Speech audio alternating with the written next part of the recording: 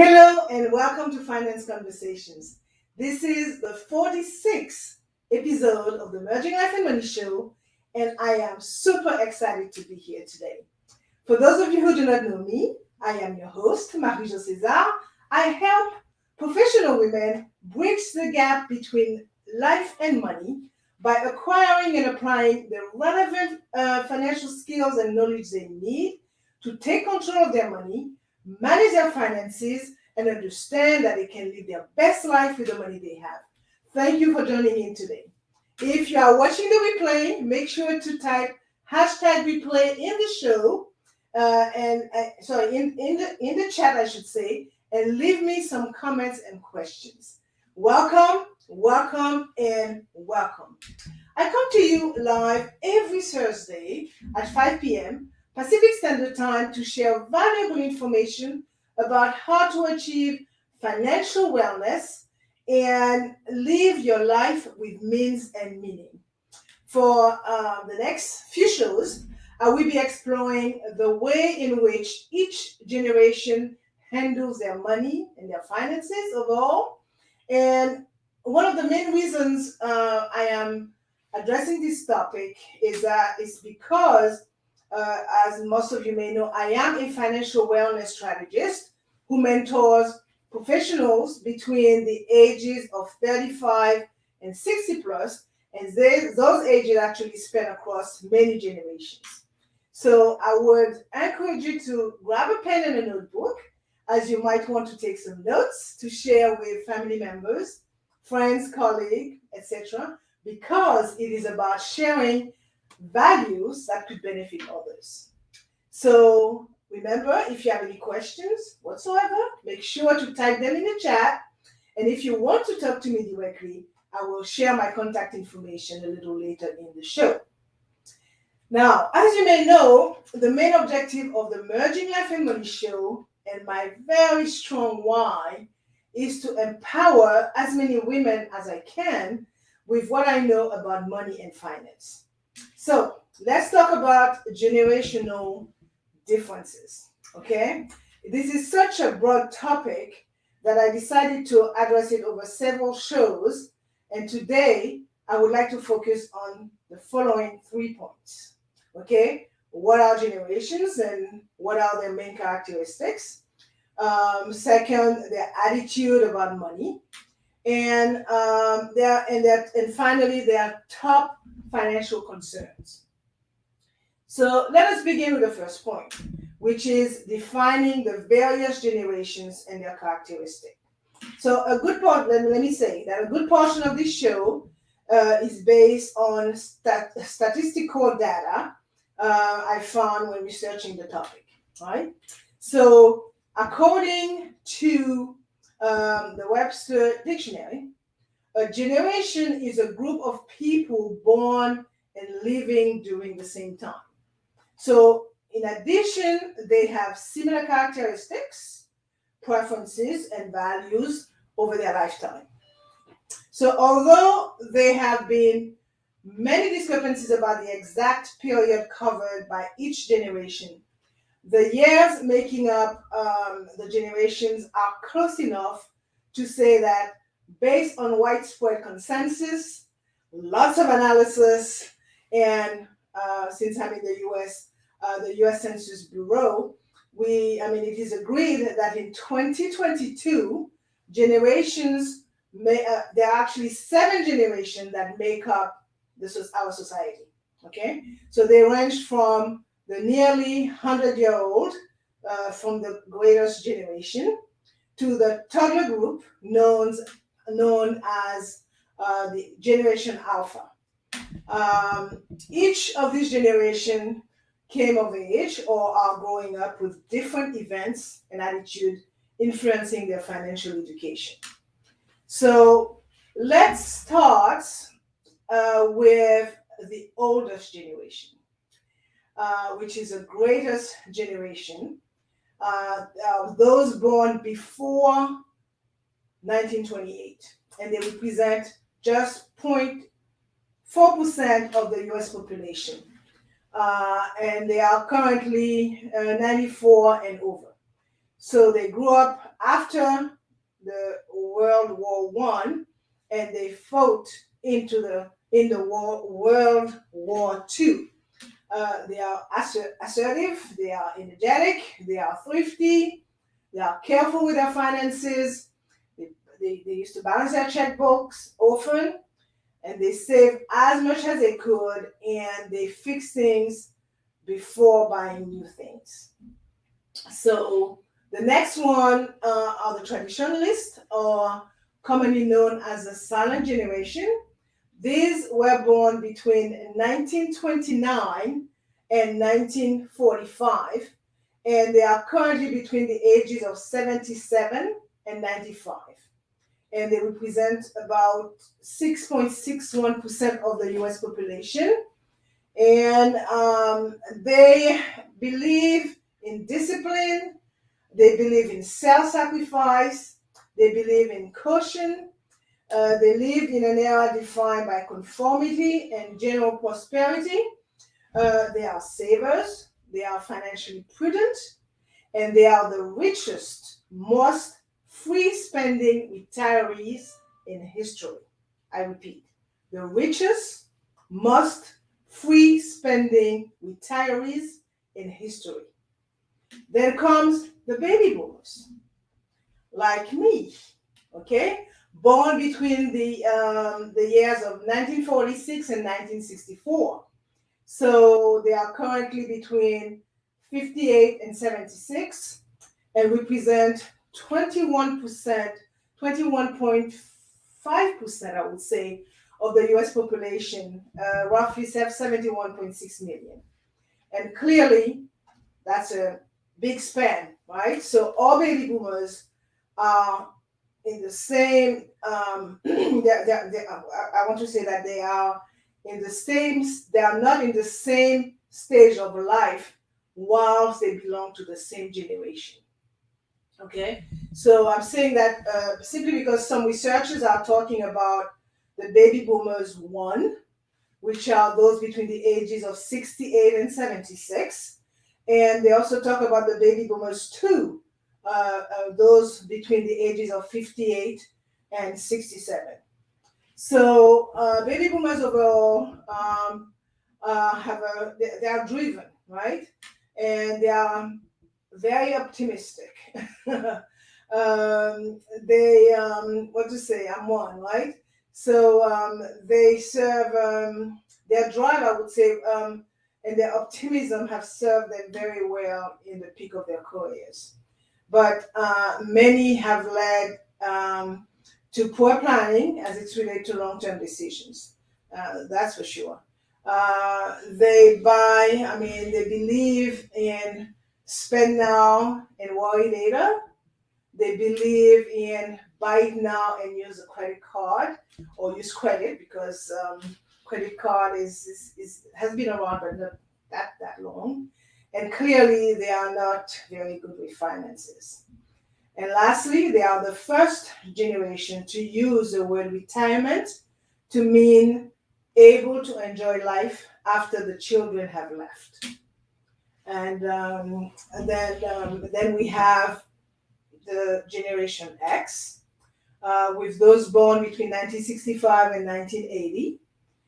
They are currently between the ages of 42 and 57, and they represent 19.7% of the US population, roughly 65.2 million.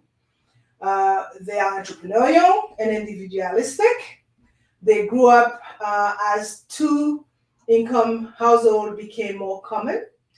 They are the first generation that may not do as well financially as their parents did, right? They want what they want and want it now. And truth be told, they struggle to buy it.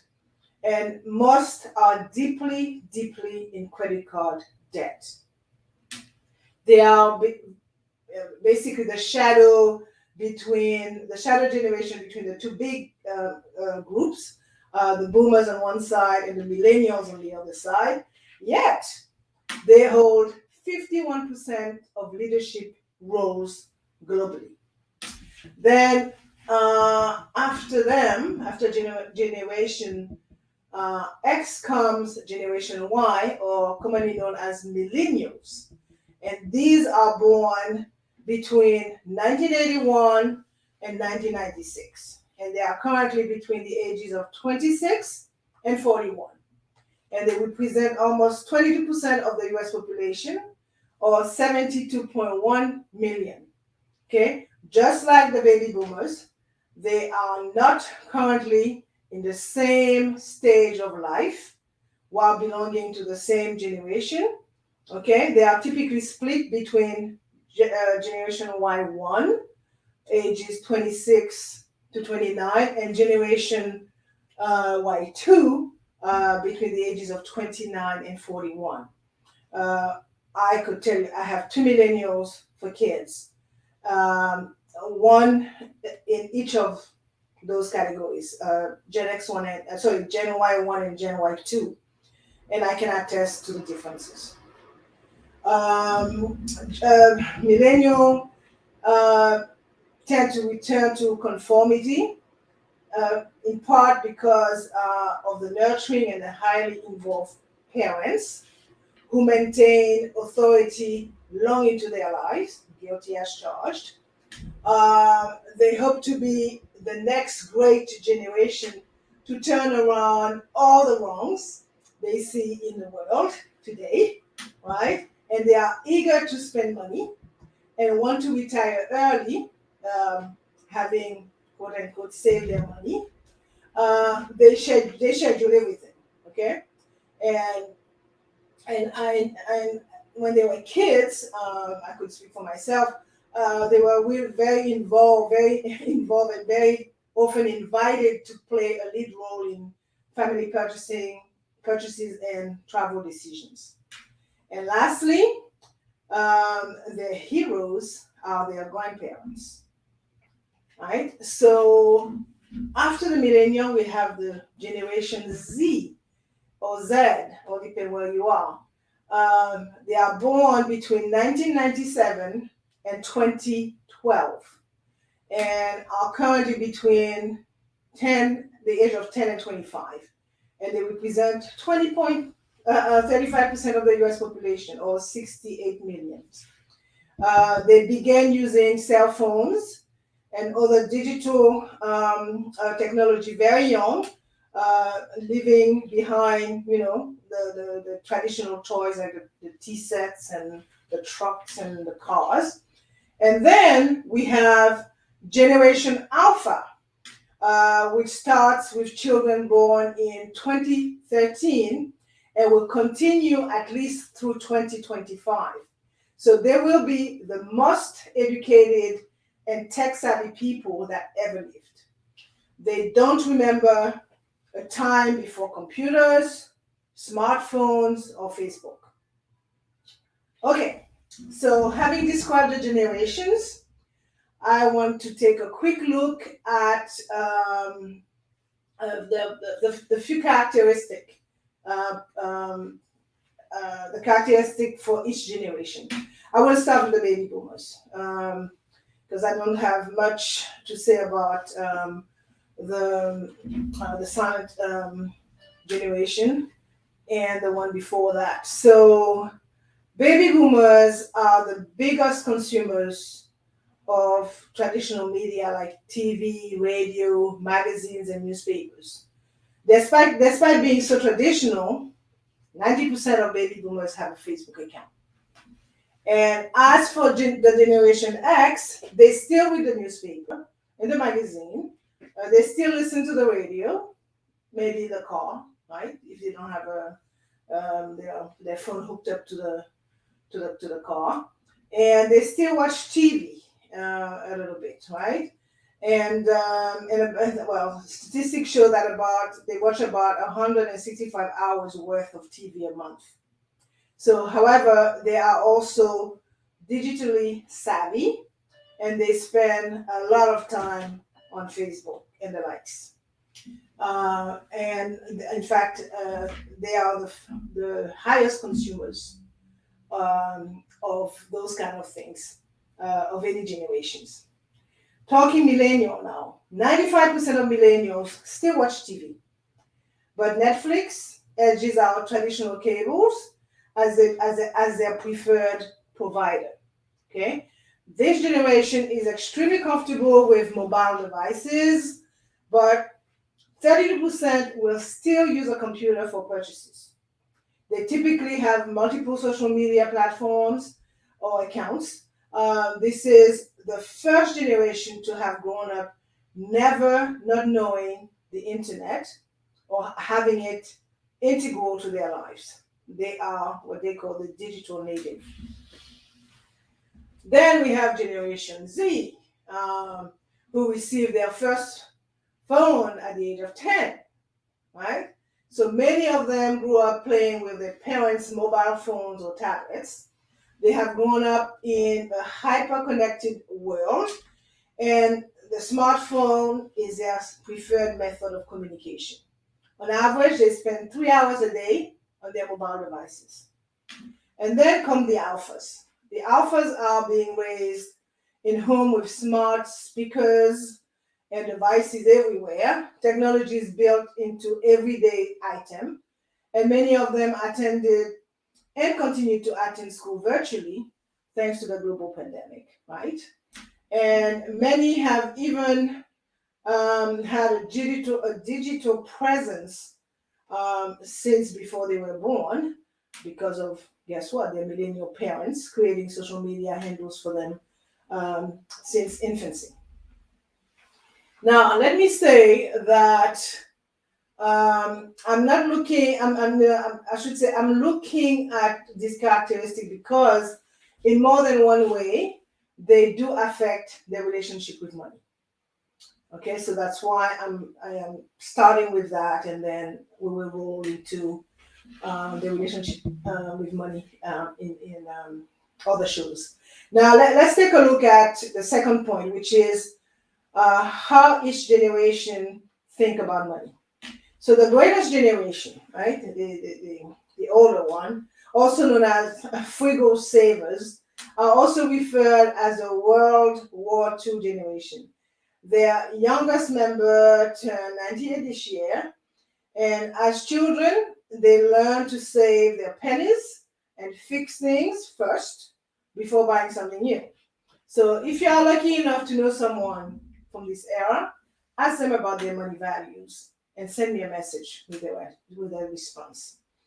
Then we have the silence generation, also called the traditionalists, and they are referred to as the cautious spenders.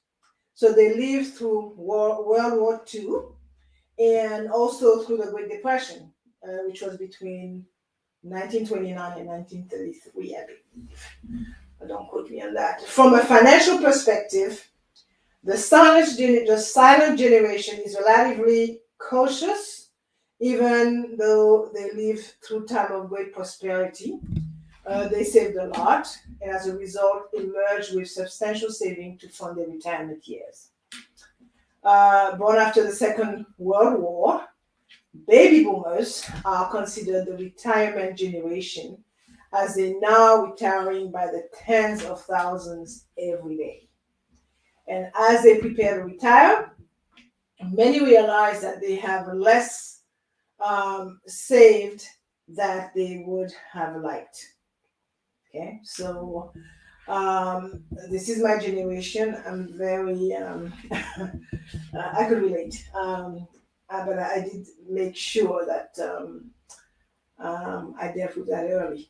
I will note as well that the baby boomers were the first generation to embrace credit spending, and very often they took a buy now, pay later approach to financial decisions, which was further aggravated by the Great Recession in 2008, and also by the fact that most employers stopped offering traditional pension, employer funded pension, and healthcare. So I also found out when doing my research that baby boomers experienced the highest growth in student loan debt. And while this may seem counterintuitive, it can be what I want to say. It can be explained by the fact that they have the most wealth and are helping their children with their student debt because they believe that they should take care of their kids and set them on the right course because they do not plan on leaving any inheritance. Okay? With more Americans outliving their retirement funds, thanks to the declining pension situation that I mentioned a few moments ago, and the fact that Social Security may be in trouble.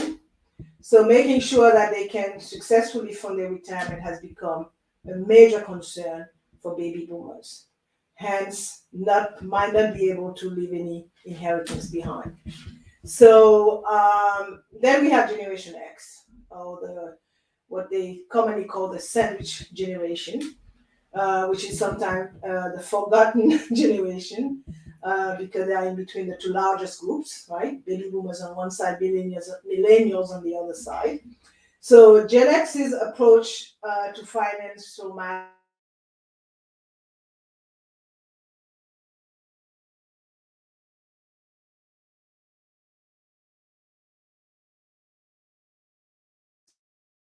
the norm. Gen X, that's my internet is probably is unstable right now. Sorry, Gen X struggle financially with many holding significant credit card debts. Okay, they are trying to raise a family. They're trying to pay off their student debt and take care of their aging parents. Okay, so these demands put a high strain on their resources.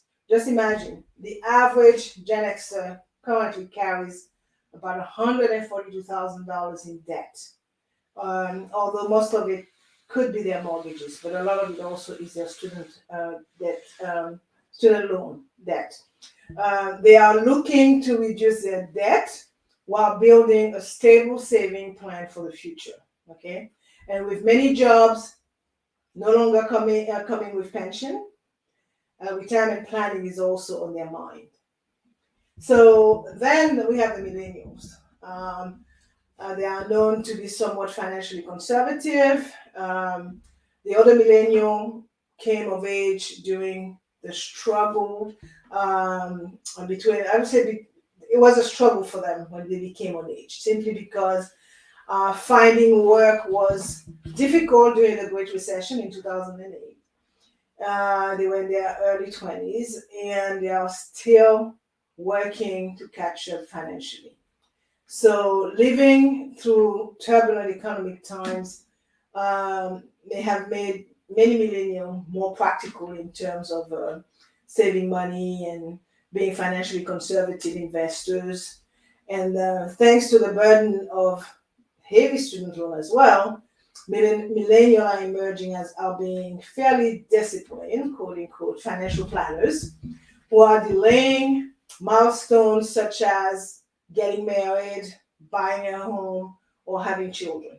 Okay, so they use digital tools to help manage their debt and see their bank as transactional as opposed to relational. Right, so they also tend to keep up with the Joneses in terms of spending on vacation and luxury items. The Generation Z people are known to be the pragmatic savers. At 25, the oldest Generation Z member, they are currently embarking on their career, right? So even before the recent economic downturn, Gen Z were taking a pragmatic approach to money compared to their predecessors. The Gen Z, compared to the predecessors, they are saving more and earlier. Okay, so a survey conducted by the Lincoln Financial Group of 400 members of Generation Z, aged 17 to 19, found that they are saving far earlier than older generations. So 60% of them already have savings, savings account, and 71% say that they are focused on saving for the future.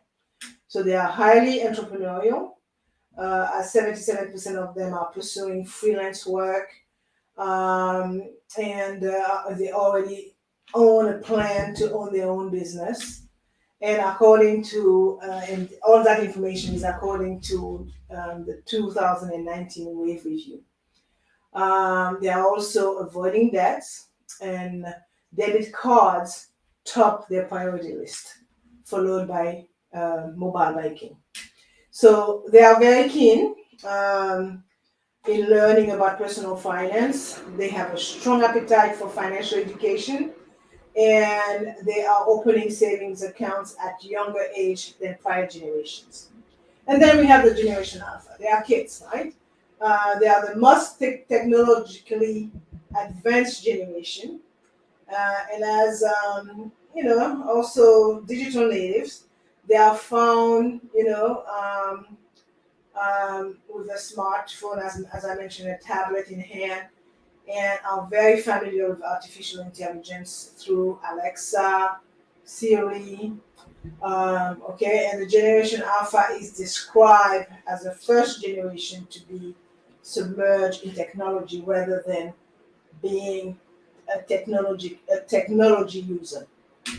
So experts predict that this generation will be the most educated and technologically savvy, as I mentioned earlier, with money attitude, greatly molded by the recent economic challenges.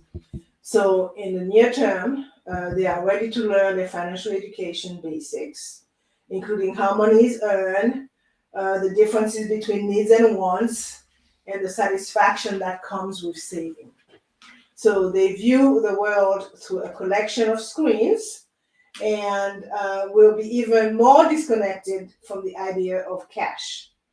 They will likely first encounter money as a number on a screen and spend it through apps and other form of e-commerce. Now, let's look at the third point, and I'm mindful of the time, which is the main concern, financial concern among generation. And I'm going to focus on only the three generations: the boomers, Gen X, and the millennial. Whether you're a boomer or a saving for retirement, or a millennial paying off debt, a common concern, no matter the generation, is money.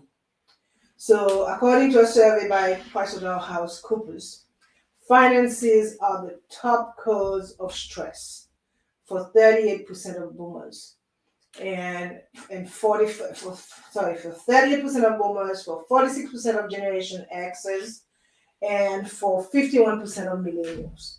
So the key concern for boomers is retirement. Okay, plain and simple. The survey revealed that for 45% worry about not being able to retire when they want, although 79% of boomers are saving for retirement. 52% believe that they will have to delay retirement because they would have not saved enough.